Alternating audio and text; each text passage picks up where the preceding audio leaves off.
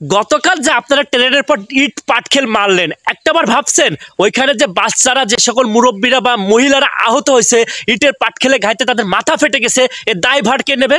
না, এর দায়ভারটা কে নেবে? আপনারাই বলেন, এর দায়ভারটা কে নেবে? তোমাদের নোবেল দেওয়া উচিত ভাই, তোমাদের অক্সফোর্ড ভার্সিটিতে তোমাদের ভর্তি করে দেওয়া উচিত, নতুবা তোমাদের তিতুমির কলেজ অক্সফোর্ড ভার্সিটি হিসেবে আখ্যায়িত করা হোক।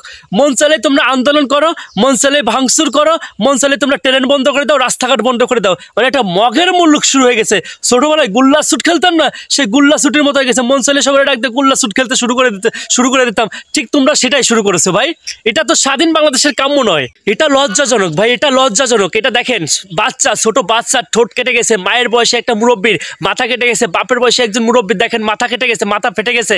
শুধু তোদের মতো, তোমাদের মতো কিছু ইন্টেলিজেন্ট ছাত্রছাত্রীদের জন্য তোমরা যারা বলেছো যে আমাদের তিতুমির কলেজ ভার্সিটিতে পরিণত করতে হবে ভাই, তাই বলে ট্রেন বন্ধ করে দেবা তোমরা? তোমরা ঢাকার সাথে টোটাল সকল কিছু সংযোগ বিচ্ছিন্ন করে দিছো। এটা মানে এটা সভ্য জাতি, সভ্য ছাত্রছাত্রী এটা কাম্য নয়। তোমরা হুটহাট করে মন চাইলে মানে আন্দোলনে চলে এসো, মন চাইলে সবকিছু বন্ধ করে দিচ্ছ, কিন্তু এর ভবিষ্যৎ বা রাষ্ট্রীয় সম্পদ নষ্ট হচ্ছে, এদিকে তোমার কারো টোটালি কোনো ফোকাস নাই। মানে তোমরা টোটালি মেট্রো রেল ভাঙতেছো, রাষ্ট্রীয় সম্পদ ধ্বংস করতেছো, বাস গাড়ি পুরাই দিচ্ছ, ট্রেনে ইট পাটকেল মারতেছো।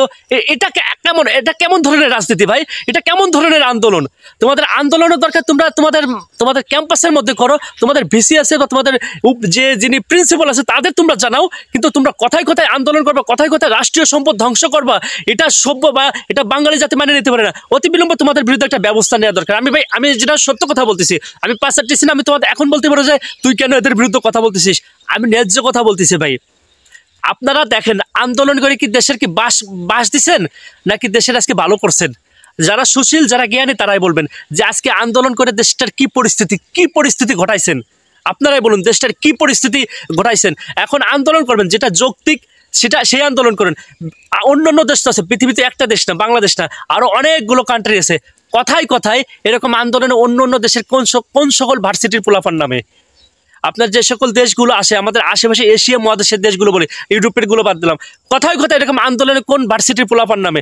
শুধু আমাদের বাংলাদেশে মানে আন্দোলন হয়ে গেছে এখন ভাত মাছ। কথায় কথায় আন্দোলনে নামবে, কথায় কথায় মানুষ ভাঙচুর করবে, কথায় কথায় মানে আপনার রাস্তাঘাট বন্ধ করে দেবে, এর পতন চাবে, এর সরেসার করাবে, এইটা করবে, ওইটা করবে, যা মন চায় তাই করবে। মানে একটা হাতের মুয়া হয়ে দাঁড়াইছে ভাই বর্তমান আন্দোলন, একটা হাতের মুয়া।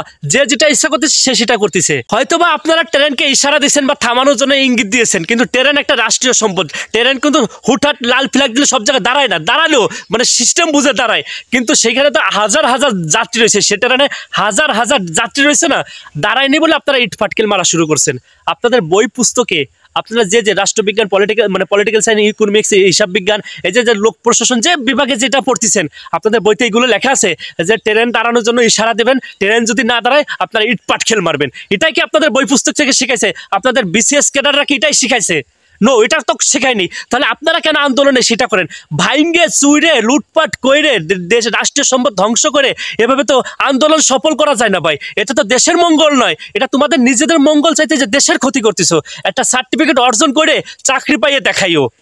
ন্যাশনাল ভার্সিটিতে অনেকে বিসিএস ক্যাডার আছে, আর ভার্সিটি করে দিলে তোমরা বিসিএস ক্যাডার হয়ে যাবা, নাকি সমন্বয়ক ট্যাগ লাগাবা? তোমরা কোনটা লাগাবা?